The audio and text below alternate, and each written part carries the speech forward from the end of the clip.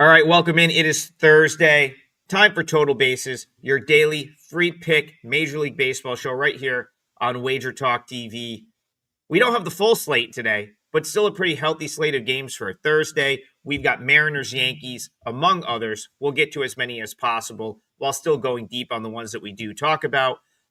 So we're just going to get right into it.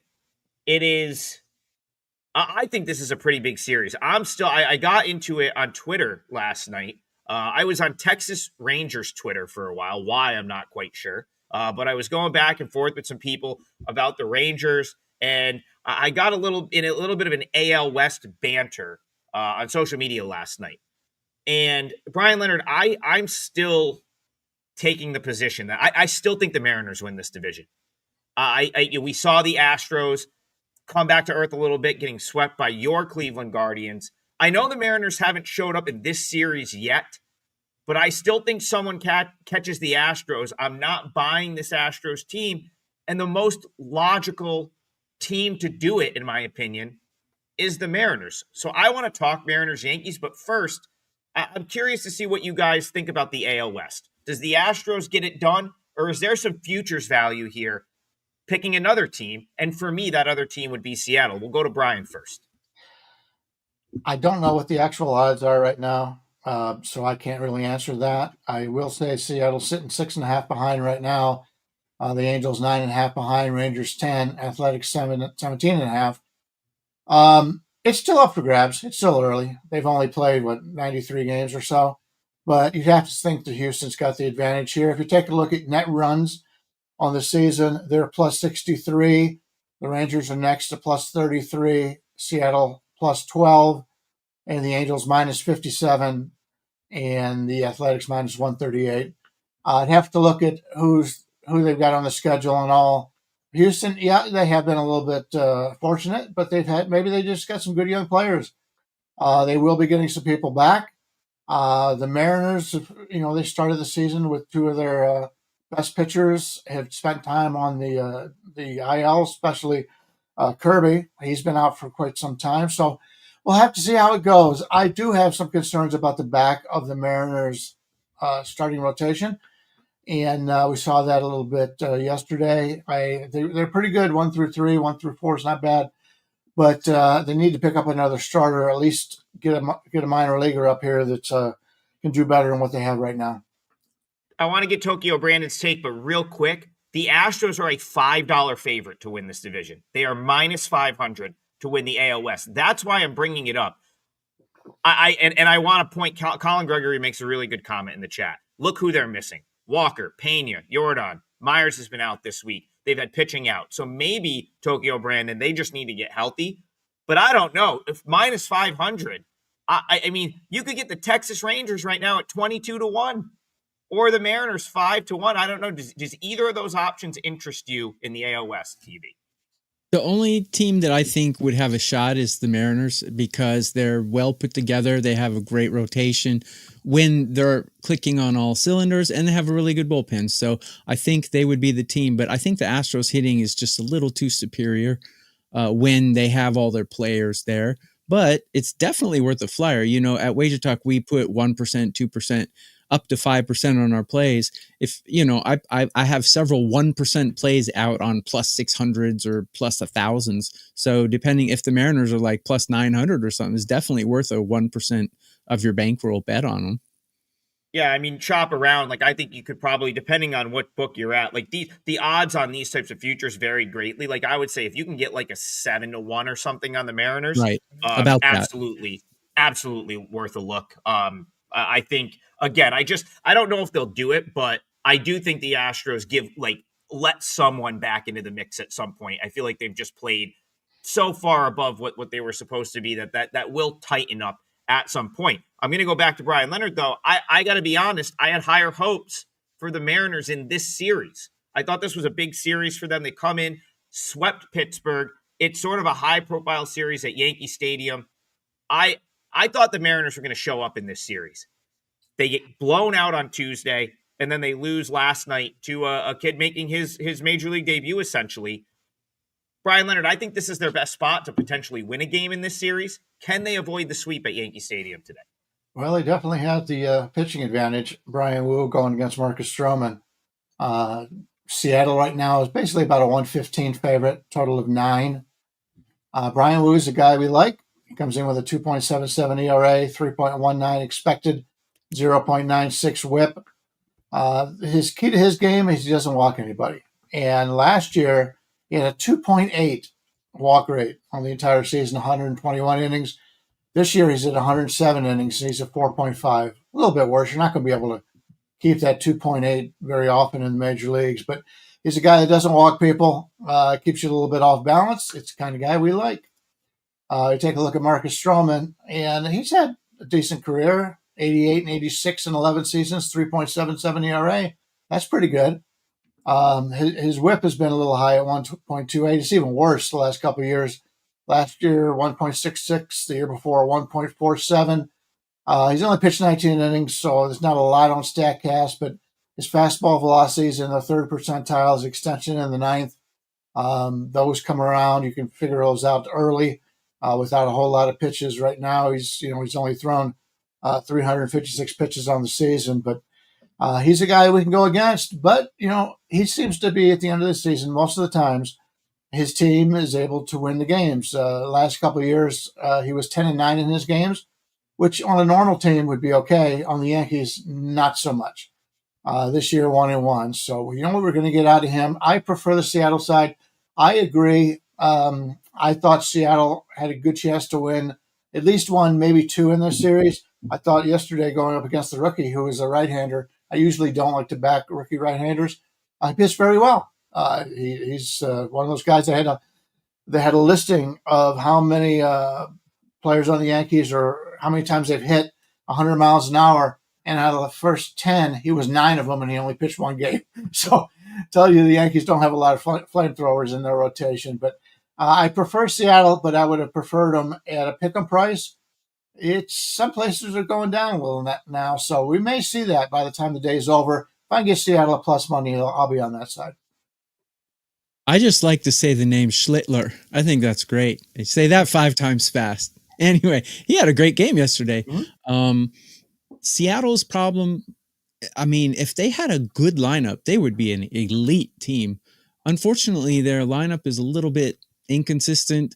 Sometimes their bats get really quiet, and that's not what elite teams do. Like, even the Dodgers generally don't get that quiet. When a good team is good, they don't get as quiet as the Mariners have been. Arozarena's coming around. He's swinging a hot bat right now, but not too many guys are giving him support right now. So I actually don't like the Seattle lineup right now. So that would kind of keep me off a side in this one. But I do love, like Brian said, Brian Wu. He's really good. And I think, what is he, the number 3 in their rotation to start the season? That's a heck of a number 3 guy in your rotation. It just tells you how good Seattle's rotation is. So Brian Wu, if I want to attack that, how do we do it? Yankees are hitting pretty well right now. So I don't know if I would like his outs prop. Maybe his strikeout prop or his walks under prop would be a good play on this one. But either way, I would like to single him out and make a play on that. I don't like either team on the side because this looks like one of those like 4-3 games going into the 9th inning kind of thing. Don't really know how it's going to turn out. Yeah, you make a good point about the Mariners lineup. They're very home run dependent. So when you have a team that relies on hitting home runs to generate offense, and collectively they get a little cold, they're really not manufacturing runs. There's no situational hitting.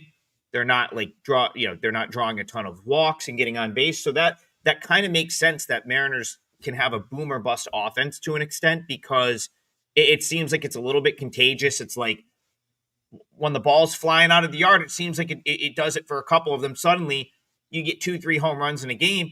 That's usually enough offense for the Mariners to win a lot of games. When it's like 1 through 9 is a little bit cold, you're just not getting a ton of runners on base. And it's almost like they're sitting around waiting for the home run. And if they don't get it, they're not scoring a ton of runs. So I totally see those concerns. I don't disagree with that. I agree with Bryan. Big pitching edge here for the Mariners at the front of this game with Woo. But Stroman's been, when he's on, he keeps the ball down and gets ground balls. And when he's getting ground ball, like if he's keeping the ball down in the zone, getting ground balls, it's obviously tough to hit a guy like that out of the ballpark. So I thought for sure that I was going to be on the Mariners here. I saw the starting pitching matchup. Mariners lost a couple. I was like, this is the spot that I've got to be on the Mariners. I'm kind of starting to maybe lean towards. So Steve Duke makes a good point in the chat. Stacy Hilaski said Mariners are not hitting right now. The Yankees are. Steve agrees with Stacy, and I agree with both of them. Like maybe, and Bryan kind of said this as well. Maybe Yankees take some steam. Suddenly you're getting plus money on the Mariners, or it's really close to even money. That's a spot that I might have to take a shot with Bryan Woo and just hoping that the Mariners offense comes around a little bit here, because we do know that when Stroman is off and he's bad, he can be bad. Like that's, there's definitely there's definitely evidence of that being the case. I was just like, he did more than I expected last time out.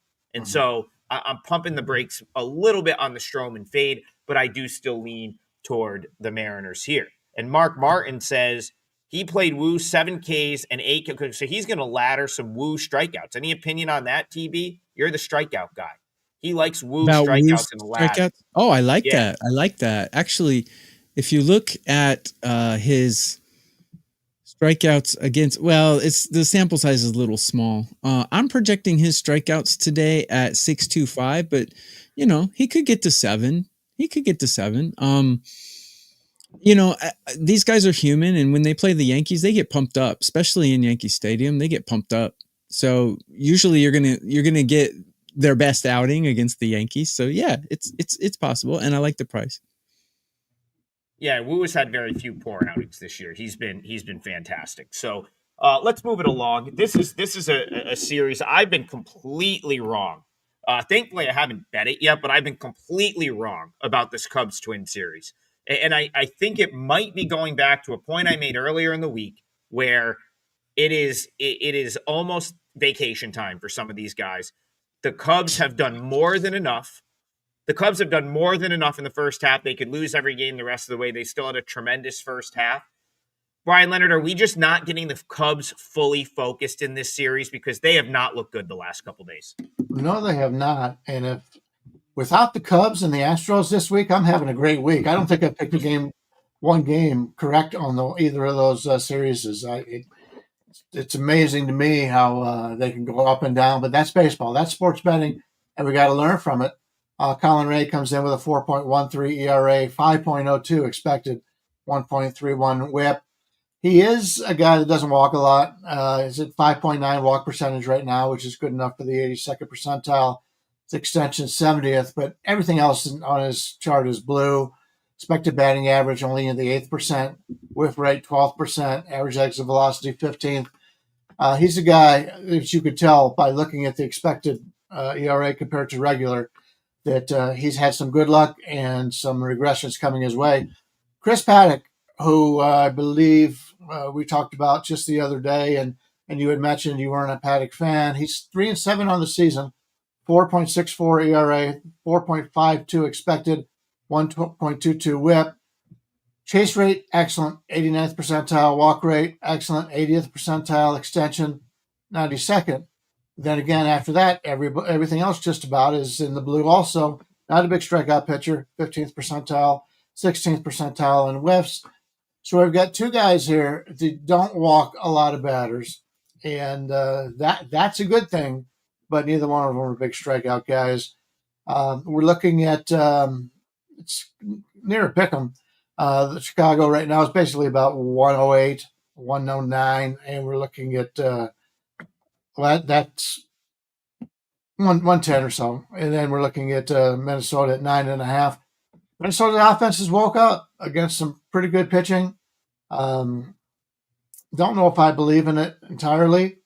Still prefer the Cubs as a team over Minnesota, but the pitching spot right now probably favors Paddock a little bit. So if I'm going to play anything, it would be the over.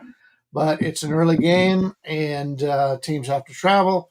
We'll see how that goes. A lot of times we get burned on these Thursday and Sunday getaway games when you're playing totals. So I'll likely pass on this. Guys, do us a huge favor and go to the replay of this and click the like and leave a comment for us. Just show WagerTalk that you like our show, and they'll let us keep going. And if you look down there, you can see all of our pages. I already have a free play out and an MLB feature play up for sale. So I'm sure Bryan and Adam will too. So pick one of us and go to our pages, take 5 seconds and go check it out. Regarding this series, I would love the Cubs in this spot, but the way they're playing right now, you just can't back them right now. I think Adam is 100% on. They have pretty much the first half already. Seiya Suzuki is playing horrible. I mean, not only is he not producing anything, he's striking every time he's up to bat. I lost the Cubs. I lost the Astros, man. Both of those teams just have their heads up their rears right now, and I don't see them pulling it out before the All-Star break. So I will not be backing the Cubs. Paddock, I have him ranked really low in my rankings. On a curve of 30, I got him ranked 27. However, if you look how he's performed against these hitters in his career, he's done really well. So this is another one of those games where yin, yang, cancel each other out. So I won't be playing this game. If I were to play one thing, I do have a note right here, and it says Ray walks under. So I'll share something with you. He's walking 1.1 guys per start, and Minnesota is walking 2.5 per 9. So that projects out to 1.8 walks. So I just checked DraftKings. The walks over under is not out yet. When it comes out, maybe his under 1.5 walks would be a good play. Like Bryan said, he doesn't walk many people.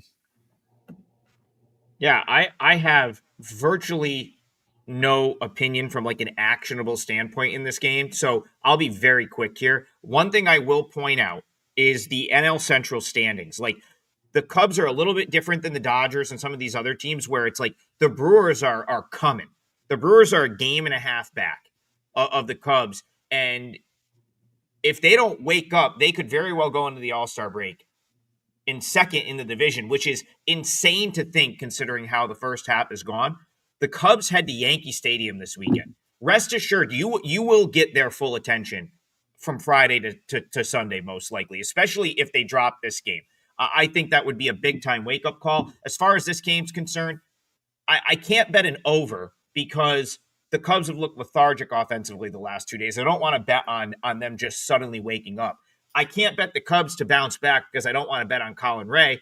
And I can't bet the Twins because I really don't care for Paddock, and I feel like I've missed the spot to bet the Twins. So I'm out of this game, but that's a big series. All of a sudden, that's a very big series this weekend for the Cubs out at Yankee Stadium. That's something I would maybe pay attention to, this weekend. Again, the Brewers, if the Cubs lose today, they are one game back in the Central. Incredible stuff based on where these teams were a couple weeks ago. All right, I want to talk about a doubleheader. You guys know I love my doubleheaders, and we've got one today in Baltimore. So we'll do this the way we always do doubleheaders. We know the game one starters. It was the matchup last night, and I don't think we talked about this game on yesterday's show. So we'll give it the full treatment here. I'm more interested in game two, so I'm going to go to Bryan Leonard, kick us off. Mets Orioles. I'll take thoughts in either game one or game two, but me personally, I'm going to focus on game two. So, are you seeing anything here? Do you want to get involved in this doubleheader at any point today? Well, from a weather standpoint, this is the one series, the one doubleheader, I guess. You have to worry about. It's going to be some rain in Chicago for the Guardians game.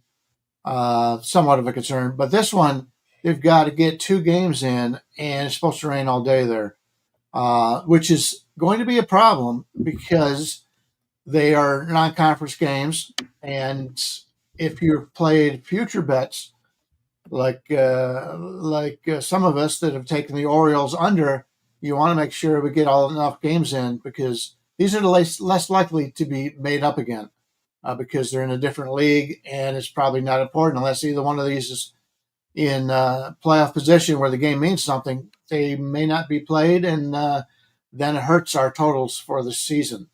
Bryan, Yes. Can I jump in real quick? Sure. It looks like the rain is going to stop for the day around 11 a.m. So there's no continued rain in the forecast until way later tonight. So they really should get these games in.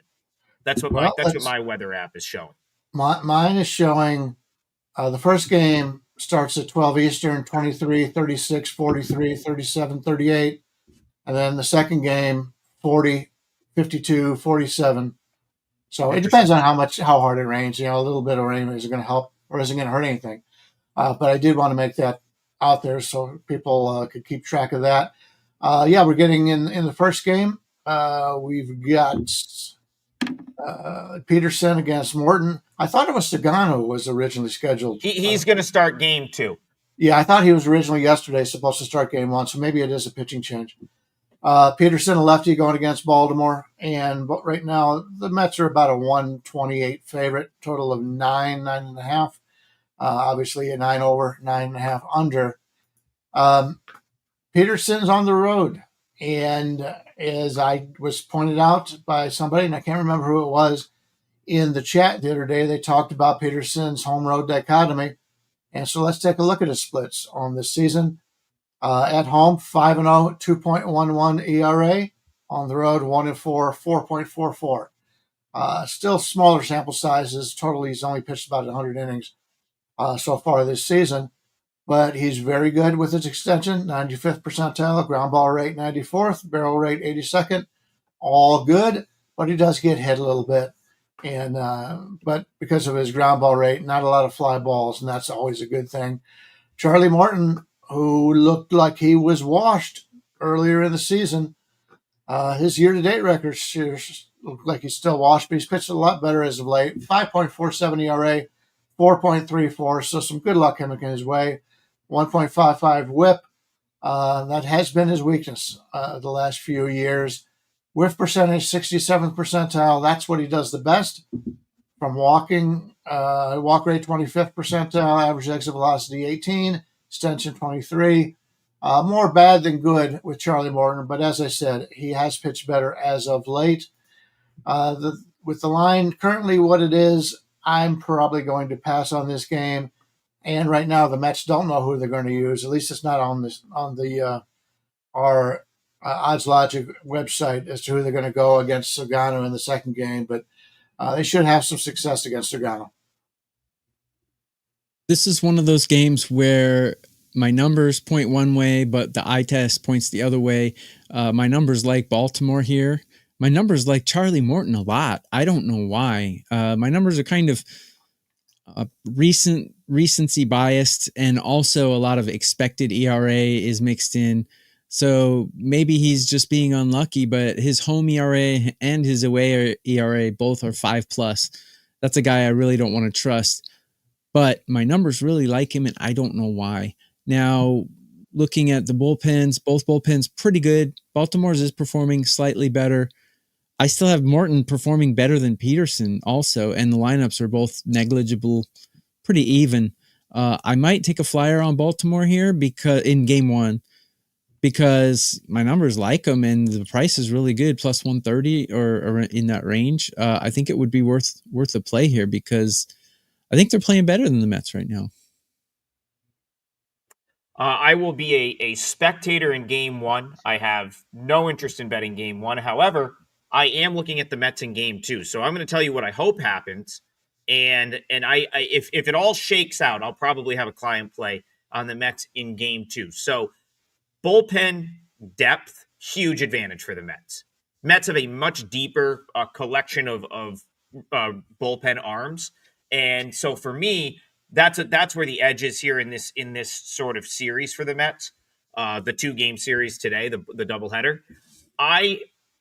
Once you get past the Orioles' couple high leverage arms, there's a big drop off in their bullpen, and it's why.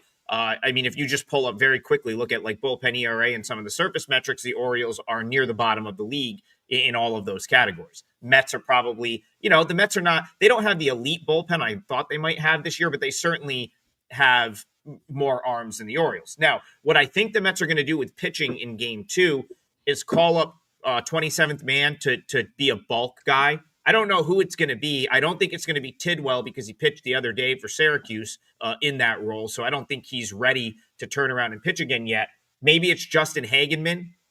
He has been very solid in this role for the Mets this year. Like, he's someone I've got to watch quite a bit over at Syracuse. And he's like the perfect guy to have in your organization where I think he knows he's not really a big leaguer. Like, he just knows his place. He's happy to come up, get the opportunity to throw 3-4 relief innings. He knows he's going back down. He embraces that role. He was really good in that role earlier this year when the Mets sort of used him as like the 27th man doubleheader guy. And I have a feeling, based on like who's available down there in that Syracuse Mets rotation and bullpen right now, that it's probably going to be him. They could go one of a couple ways because all of a sudden Syracuse has some really good young relief pitchers. I just don't think the way the Mets treat their pitching, they tend to like to go veteran. So it's more likely that it's a guy like Brandon Waddell or Justin Hagenman that comes up as the bulk guy. But either would be fine with me. Well, because either is fine with me because you got Hagenman, who's been good in this role, or Waddell, who's a lefty, and the Orioles really struggle more with left-handed pitching. So if I can get the Mets against Sugano, who I don't think is very good, who I think they could absolutely generate some offense against, and I like how the bullpen sets up, they'll probably use an opener. I think they've used Brazovan in this opening role before. If they're going to do something like that, and you're going to give me minus 105 or like even money on the Mets in game 2, that's a home run spot for the Mets, in my opinion. Again, it's contingent on what happens in game 1. If David Peterson wins a 4-3 game and they use every leverage bullpen arm to close that game out, I probably can't do it. But if game 1 goes a little bit differently, where maybe it's a Mets blowout win, maybe it's an Orioles win where the Mets don't really use their top guys, I'm absolutely coming back with the Mets in game 2. So I'll leave it like that. I'm not going to use it in the parlay because we don't know how game 1 has gone. But if that scenario pops up, it'll likely be a client play for me. So very strong look to me for the Mets in game 2 of this doubleheader today. All right, let's move on. Rogue Energy says, might be the White Sox again today. Want to see what y'all think. Well, we've got a Guardians expert on the panel, so we're going to go right to him. White Sox and suddenly the white-hot Guardians, Bryan Leonard. How are you seeing this one? Well, when you got the best player on the team on fire, and that's Julio Ramirez, that is something we like.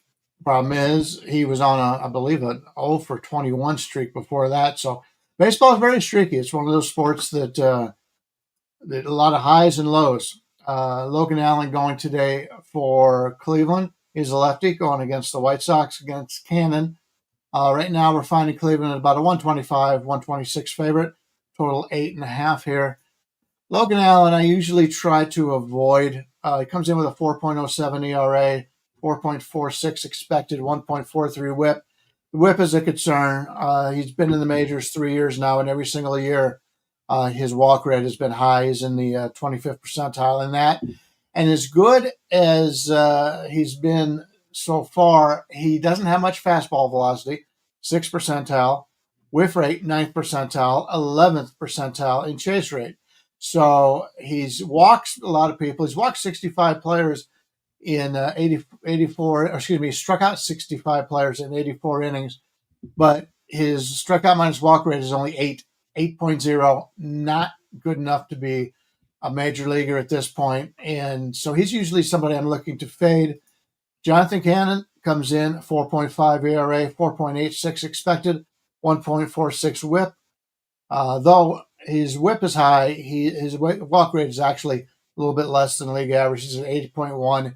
League average is 8.4. But when you take a look at his StatCast page, it's all blue. The best thing he does, he's in the 50 percentile in walk rate, and that's by 0.3%. So not a guy I'm looking to back here. Going against another pitcher I'm not looking to back, which means let's take a look at the total. We're looking at 8.5 here in Chicago. I did mention there will be likely some rain there.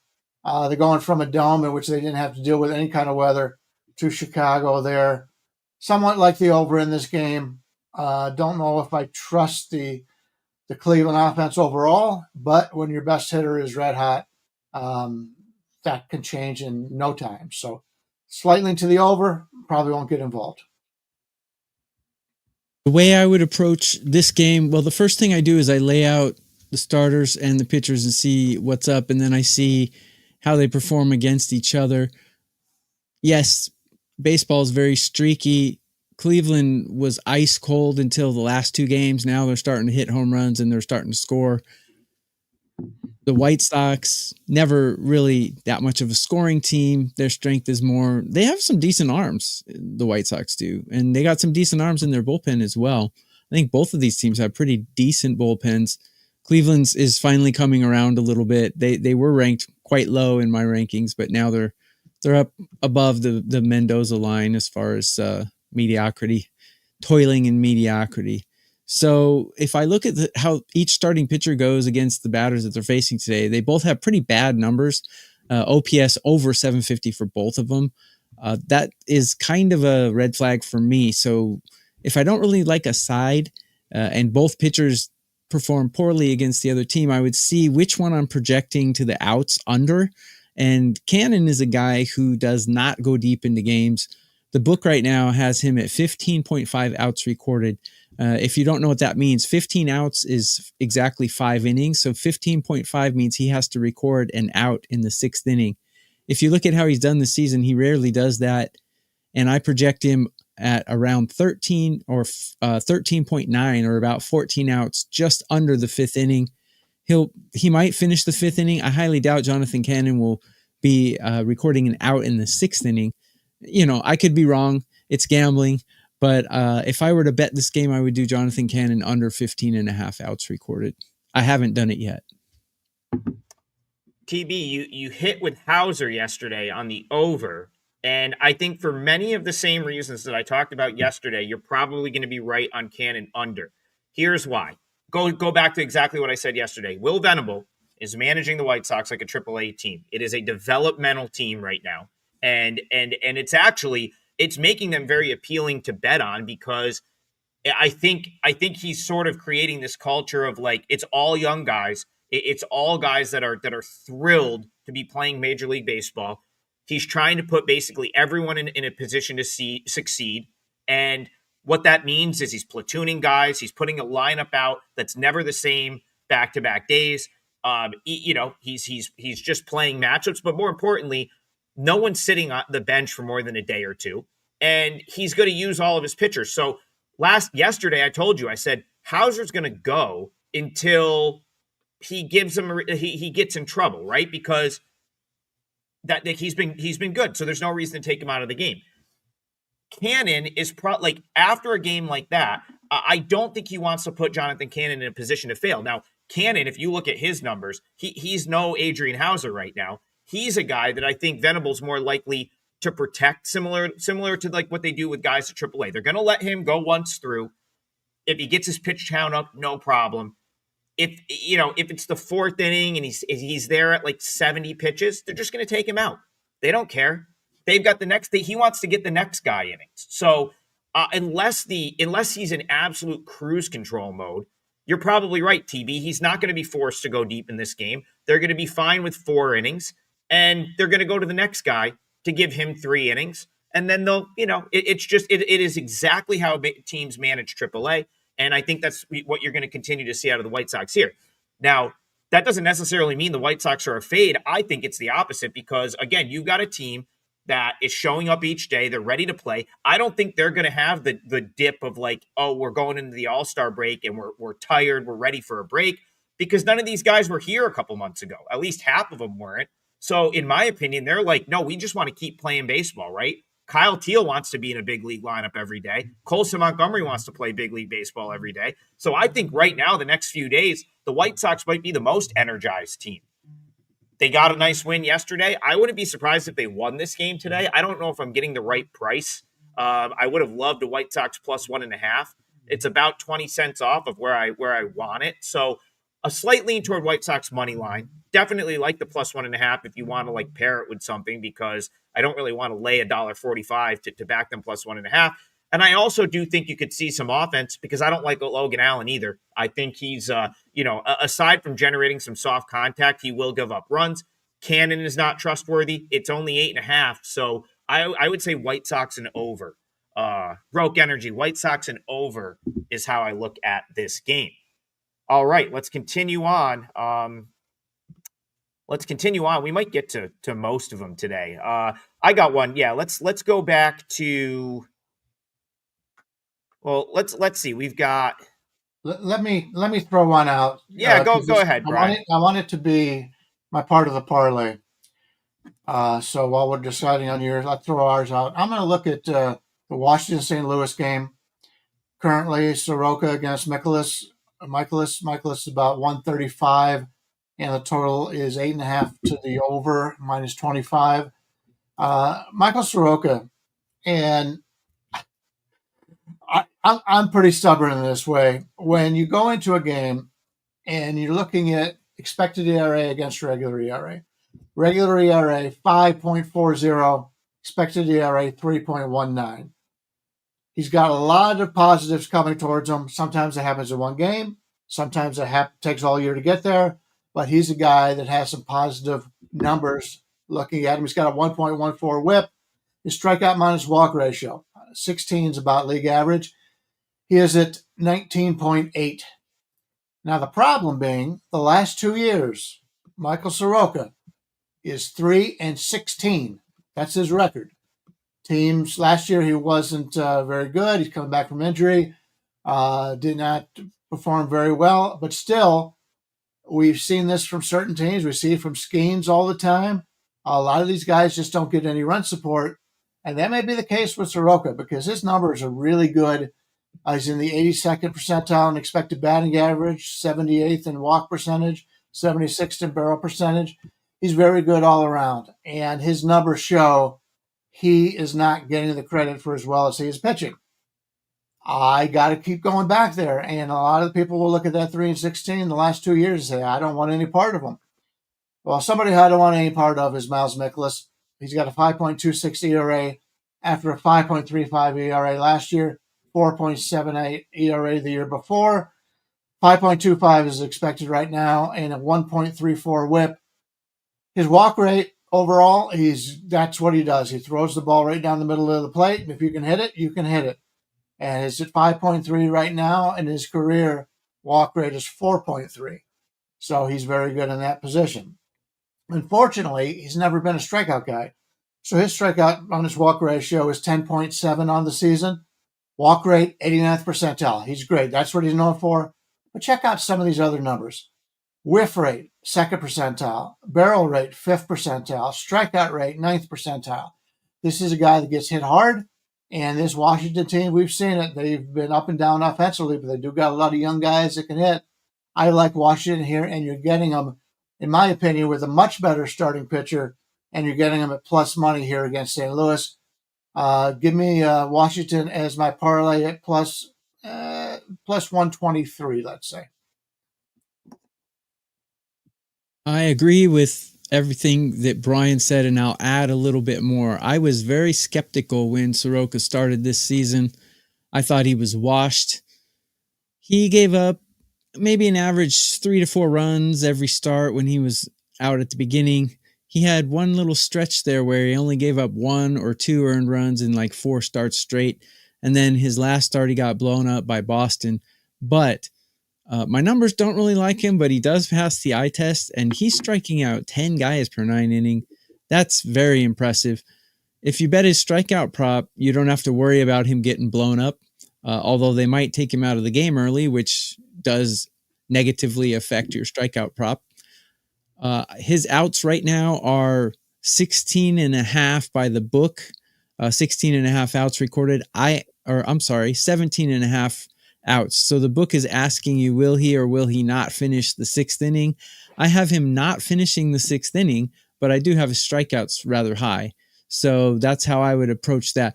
Mikolas is awful. Did he pitch in Korea, Adam? He pitched in Japan a long time ago. Yeah, I know he's he been pitched back in the Japan. States for like a decade. He pitched He wasn't in Japan Korea like 10 though, years right? ago. No, not in Korea. Okay. No. Okay. He was terrible in Japan too. I was really surprised that Major League Baseball took him back because he was not good out here. But the way I would approach it is I would single out one of the pitchers and either take their strikeouts or outs props. Soroka, strikeouts over or outs under would be a way I would go here. And guys, go to the replay, click the like, and leave a comment for us. Tell WagerTalk that you like our show. Sean's got me scrambling. I did not. If he got demoted to AAA, I missed that. I didn't think Michaelis got sent down. I thought that would have been a bigger deal if he did. I'm not saying that they wouldn't be considering it. The Cardinals have a couple guys down there right now that are, I think, Quinn Matthews is starting to build back up. So I'm not saying they wouldn't consider it, but I did not see that. I mean, I don't disagree. He's probably a guy that, could end up at AAA at some point, but he's still here as far as I know. I am in full agreement with Bryan Leonard. I gave out Nationals as my parlay leg yesterday. My rationale, they're much better against right-handed pitching, and they went out and knocked around a pretty good, Palante was the pitcher yesterday. No problem there. They generated offense. Tokyo Brandon's made this point all year. The books shade the Nats. They treat them as a bad team, which they are. I mean, in the context of Major League Baseball in the league, the Nats are not a great baseball team. However, they're one of these young teams that's infusing their roster with tomorrow's talent, if you will, right? The James Wood, Dalen Lyle's been up. I know Robert Hassel's back down at AAA right now, but these are the types of guys that have played a lot of innings for them this year. And yes, you're absolutely right. They're a little bit shaded by the books, but where they thrive, where you want to bet this team is when they're up against right-handed pitching because their lineup is so left heavy. The splits, even if the splits on paper don't jump off the page right now, the way that lineup is currently constructed is to bang around right-handed pitching. They did it yesterday. They'll probably do it today. And as far as Mike Soroka is concerned, he's healthy this year. He hasn't been healthy. He was battling a multitude of injuries during his time in Atlanta and then with the White Sox. I mean, he had 2 or 3 injuries completely derail his career. This year he's healthy. I don't think he'll ever get back to what we thought he could have been with the Braves, but he's been a pretty he's been a pretty solid option for 5 innings for the Nationals. So yeah, Brian, I'm with you. Why not the Nationals at plus money here? I think it makes complete sense. And I think you get another good effort from the Nats again today. Oh, go ahead. Yeah, go ahead. 5 seconds real quick. I forgot to say the Washington Nationals team total is always a good choice in their games because like you said, the books slide them. Yeah, and one other thing to point out, they won that game big yesterday. So that Nats bullpen that doesn't have a ton of depth, not really a concern. They didn't use the bullpen arms. I think Brian made my life easier because I would have 100% used that as my parlay leg, and I had 3 I was going to use. So we've narrowed it down. Chris B, not sure why that Nats line went up so high yesterday. Yeah, I couldn't get that either, and it scared me off from a client play standpoint. I was sitting there. Fortunately, I hit with Pirates plus 1.5, but I kind of pumped the brakes on Nats. I was like, why are the Cardinals taking so much money? Turned out to not matter. It was an easy winner. And Spencer Paris says Nationals have been on fire. It's another team. These young teams, young kids, young teams snowball, right? When they're playing good, it's good. They can string wins together. When they're playing bad, it can go the complete other direction. The Nats certainly fall into that category, in my opinion. So good points all around from the chat, from Brian, from Tokyo Brandon. We've got the first leg of our parlay locked in with the Nats. Okay. We're rolling here. Still 17 minutes left. Still a lot of games to talk about. Adam, let me hijack the comment real quick. Is this true? Has he given up 12 home runs in 6 games? I would have to check that real quick. Holy cow. Holy cow. If that's true, take the Washington team total right now. Yeah, Holy cow. He's given up 6 home runs against the Cubs the other day. If you remember that game, the Cubs, I believe. Oh, yeah, that was their game. Yep. Then he gave up 2 against Cleveland, which is almost as bad as giving up 6 for the Cubs. So he's given up 8 his last 2. But, probably true. Yeah, that's. Okay. I mean, listen. Rarely are you gonna propose a fade of Mikolas, and it's going to be a bad bet at this point. He's someone that I think is there because they lack better options. He's a veteran. They're trying to grind a 162 game season. He's a professional. They know he can go out, give him 5-6 innings. He'll probably give up a couple bombs, but he's just one of those guys that is going to sit in that 5th spot in a rotation. until the Cardinals have someone come up and grab it. And I know they wanted it to be Quinn Matthews, but he was hurt at the beginning of the year. So it's really just no one else has stepped up and taken that spot at this point. Although there are guys coming for it. So if you want to keep betting against Mikolas, this might be one of your last chances to do so with him as a starter in that rotation. Chris B, Rays -1.5 or Rays -105. This one was on my radar. I could see it. It's Walker Buehler for the Red Sox. Where is my Rays starter here? I just clicked. Oh, is it Taj Bradley? Taj Bradley, yeah. Taj Bradley. I had Taj Bradley on Saturday against the Twins, Bryan Leonard. He pitched great. He got a big strikeout, and then Kevin Cash took him out of this game because his TI 89 calculator told him to do so, and the game got blown up in my face. I don't think he should have taken him out of the game in that spot in lieu of a worst right-handed pitcher that he brought in to then give up the home run that let the Twins back in the game. But he only went 88 pitches, and I thought he was pretty good. Taj Bradley's a guy that he's got upside, in my opinion. Whereas Walker Buehler, we know what he can be, but he hasn't really shown it much this year. I lean toward the Rays here. Help me get me to the window or get me off of this game, Bryan Leonard. Before we get to this game, I do want to bring something up. Over at WagerTalk, with the All-Star game coming up, they did put up a nice special. This is for all three of us, as well as anybody else that sells baseball at WagerTalk. It's the MLB midseason special. For under $350 a day, you get all of our baseball through the World Series. That's everything from now through the World Series, your favorite handicapper. It's normally $479. It's only $349 right now. So if you're in with us for the rest of the baseball season, this would be a great way to get it from any of us, as well as any of the handicappers on the site. We talked about another guy yesterday that's been on the hot run. If you'd like to get him, you can get that one also here on this special. Yeah, Tampa Bay, one of the ones that I was taking a look at today also, Taj Bradley going. We've got a line right now of basically Boston -108, 109 against Tampa. Bradley and Buehler. I don't want anything to do with Buehler. We'll get to that in a second. You mentioned pulling Bradley early. They've always had that problem with their pitchers, especially Bradley in that regard. Comes in with a 4.79 ERA, 3.65 expected. So better things on the horizon for Taj. 1.30 whip. Strikeout minus walk ratio, 11.4, not the greatest. Keep in mind, these Tampa Bay pitchers are coming from a very good pitching situation inside the dome. They don't have that this year, so all of their numbers are going to be higher than what they were last year as the season goes on. Very good barrel rate, 82nd percentile, fastball velocity, 80th percentile. But he doesn't get a lot of whiffs, 26th percentile. Still, he's a hell of a lot better than Walker Buehler is right now. First of all, his name is Walker, and that's for TB. He walks 9.4% on the walk rate, which is 1 percentage higher than Major League Baseball. ERA 6.35, expected ERA 5.12. Yes, some positive regression coming his way, but with a 1.58 whip, you really need to worry about that. I don't think he's a very good pitcher. Last year, he had a 5.38 ERA, and he was very good in just a few innings in the playoffs, and then he gets signed to a big contract. This is why management loses their jobs, and that's what could happen in Boston with some of the things that they have done lately.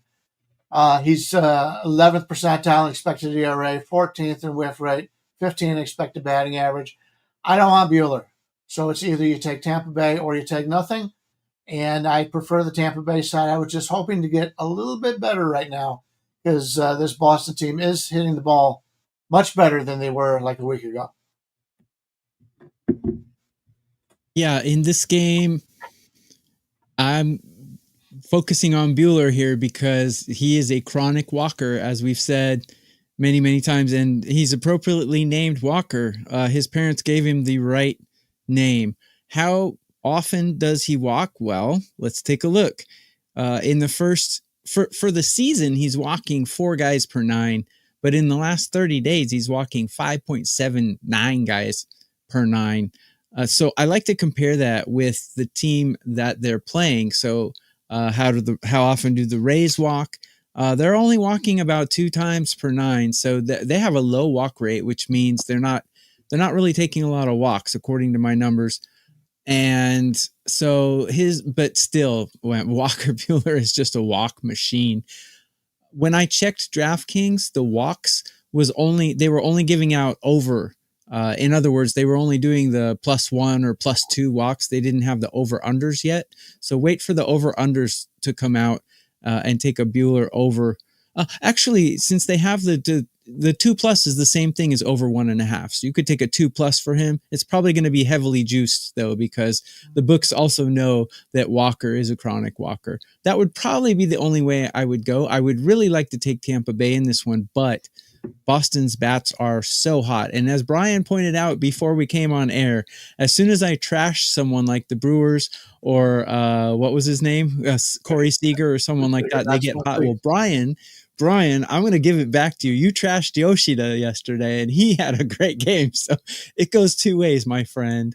Yoshida is I think he's a difference maker in that lineup. I know both of you guys say you don't think he is. I think he will be. I think he can fill the Devers gap. I think he can. We'll see. He can fuel it as well as Devers has been playing in San Francisco right now. Yeah, he got a little cold. So, yeah, the Red Sox have been hitting, but look who they've been hitting. They had the Nats for 3, who have very little bullpen depth. So not totally surprising that they were able to score a bunch of runs in that series. And then they had the Rockies at home, who are truly as close to a AAA team that I can ever remember over the course of the season in Major League Baseball. Like, we'll jokingly say that sometimes, oh, this is a AAA team. And usually that's not, that's a little bit far-fetched. The Rockies, this year's Rockies it is a literal team that you would expect to see at AAA, almost top to bottom. Like, it's almost entirely made up of guys that either could or should be at AAA. So I gotta pump the brakes on being like, oh, the Red Sox are just like so hot. Well, yeah, against the pitchers they faced the last week, probably should be putting up a little bit of offense. Taj Bradley could quiet these bats a little bit, because again, he has upside in my opinion. He throws 90, he sits at like 97 on his fastball, throws it about 50% of the time, but I do like the way he mixes his other stuff in off of that fastball. So I don't think his fastball is like elite by any means in terms of like, he's not going to you're not blowing guys away with 97 at the big league level anymore, but he's throwing the other stuff effectively enough off of it where, he had, like, I'll go back to his start last Saturday, got in trouble in 1 inning. He's probably going to get himself into trouble at least once. And if he can work around the big inning, he tends to be pretty good. Tokyo Brandon, you talked about the walks with Buehler. You can't walk the Rays. That's the one thing. You cannot put these dudes on base for free. Like, because that's where the Rays thrive. That's why the Rays are like Tigers 2.0 in a lot of cases, where if you give them free base runners, they will 1,000% find a way to make you pay. It is the reason the Rays are what they are this year. This collection of players should not be. Brian Leonard, do you have the standings right there? What did the Rays come into? They're how many games over 500? Let me see if I can get that quick. They're 7 games over 500 right now, plus 67 run differential. This team has no business being 50-43 with this collection of players. But they are, because when they get on base, they can steal. They run at the right times. They go first to third well. They take the extra base. They put constant pressure on a team's defense to make a play. And those are the types of things that I think the Red Sox maybe still lack in that department a little bit. I think if you put pressure on their defense, they'll give you a run here and there. And if you're giving the Rays base runners, you just can't do it. And so for that reason, the Rays are going to be my parlay leg. What's the money line there, Brian? We're looking. I know they were taking a little bit of money earlier. Yeah, it's about minus 104 maybe. We'll call it minus 105. I think, again, I just think that the scrappiness of this team, and then you get the Red Sox sort of been on cruise control for the last week. playing teams that it's like, I didn't even think they played their best ball at times in that Rocky series, but the Rockies are just so horrifically bad. They're throwing guys like Senzatella, like who was Freeland pitched the other day, Gomber. These are Albuquerque starters, not big league starters, in my opinion at this point. Bradley's a step up. Rays are a team that means business right now. I think the Rays get them here and end this winning streak. I don't know that's insane. I don't know what he meant by that, but if you go to his comment up here, he's saying that the Rays are actually good and should have that record. Yeah, I think is no. That's true. Like Camaro's a stud. Aranda's having a great year. Low at a 20-game hit streak. That I got to be honest, I missed that. I didn't know about that hit streak until hit number 19, and then I was like that was like the best kept secret in sports. The fact that dude had a 20-game hitting streak. It's because another Tampa Bay. I mean, nobody knows anything about that. So they never. If they were Yankees, they'd be Hall of Famers. That's right. Chandler Simpson, get that guy on base and try to deal with him. I may talk myself into the Rays for clients. I'm certainly on it in the parlay, which means we're going to Tokyo, Brandon. We got 4 minutes of show left. I saw the people caught the TI-89 calculator reference right there. That was a big deal when I was in high school. Everyone had to have that stupid graphing calculator. I got a real quick story that's very funny. Like in high school, we used to try to play dice in the hallway, and the teachers were like, yeah, you can't do that. Like we were like rolling dice and like gambling on it in the hallway at school. And they were like, yeah, no. In the hallway. They were like, you can't play that game in the hallway. Like that's gambling. We're not going to do that. So we programmed the TI-89 calculator to have 6 equally weighted dice, and then we played dice on the calculator in study hall. And they eventually figured that out too, and they shut that down. But for a while, we had a really good dice game going that the teachers didn't know about because we were doing it on the calculator. They thought we were doing work. So that's my TI-89 graphing calculator story. If you're in like your mid-30s or mid 40s, you'll totally get that reference. That was life when you were in high school back in the early 2000s. All right, Tokyo Brandon. Yep. We have 2 parlay legs locked in. We need a third. What game are you looking at? May I do a strikeout prop for the parlay leg? Is that okay or not? It's fine. If you can't listen, if people can't get the strikeout prop in the parlay, I think it's a reasonable 2-teamer today with Rays and Nats. Neither are big odds, so go for it. Put whatever leg you want in the parlay. Yeah. Frankly, I don't see a lot that I like as far as sides and totals today. So I think a strikeout prop is the best way to go. And I'm going to go to the Diamondbacks game against the Padres. Eduardo Rodriguez is striking out 10.5 guys per 9. And he's a guy that the books don't like, just like the Washington Nationals don't like. His strikeout prop today is 4.5. I think that's insane. I have him projected at 5.22. And if you look at his numbers against this team, he's striking out 4.8 per start, which is a little. I would like it to be higher than that to make this play, but it's not going to be a huge, a huge percent play. But I think he's going to get 5 strikeouts against the Padres today. So I project him at 5.22. So my leg is going to be Eduardo Rodriguez over 4.5 strikeouts. What line you got on that? The line I got on it was plus 100. What's it now? Do you know? It was plus 100 an hour ago. Okay. Is that, what did you say? Over 4.5 strikeouts for Eduardo Rodriguez? Yes. It was plus 100, and it looks like people in the chat are seeing plus 100 as well. Okay, good. All right, yeah, we'll call it was plus 100. That's fine. We can call it even money. You can call it minus 105 because it's probably dropped, perhaps. So I have some comments on this game, but I want to finish the show talking about this game. I'll go to Bryan Leonard first. Anything D-backs Padres for you? No, you can go ahead. So the only thing I was going to say here, I was going to throw out the alternative. If you cannot bet the strikeout prop, I think the Diamondbacks is worth a look in this game.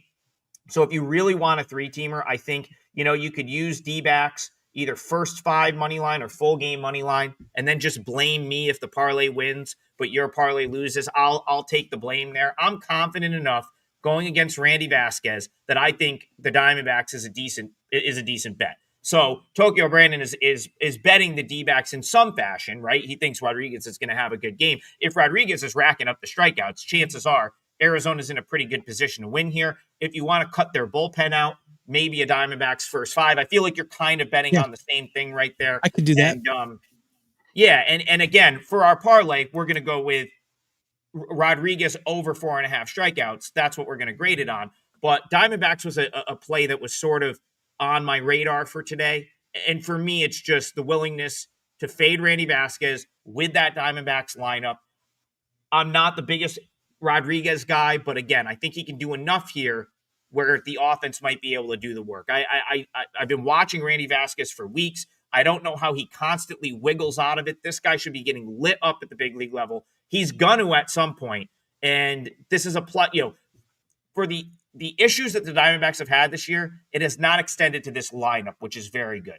And I could see them putting a crooked number on Vasquez. So I like the Diamondbacks. But for the parlay, we are going to go with Rodriguez. Eduardo Rodriguez, over 4.5 strikeouts.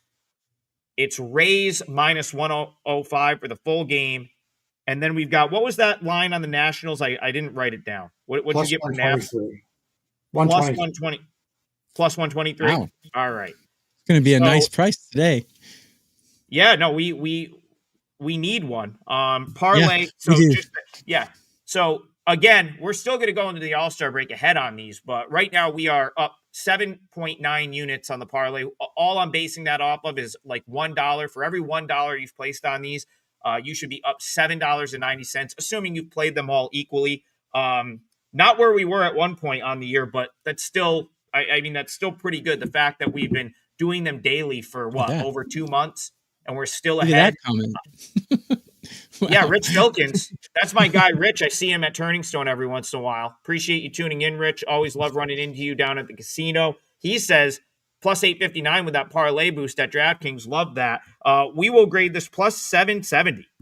This will be a nice one. I don't think we've had a 7-to-1 parlay in a while. That's going to be Rays money line, Nats money line, and then over 4.5 strikeouts for Eduardo Rodriguez. Hopefully today is the day. And regardless, win or lose, we will be back tomorrow. Final show for a week. So we'll be back tomorrow, 9 a.m. It's our last show until the following Friday because, of course, we are hitting the All-Star break. So hope all you guys join us. See you at 9 a.m. tomorrow. Good luck. Cash all your tickets today, and we'll talk to you later.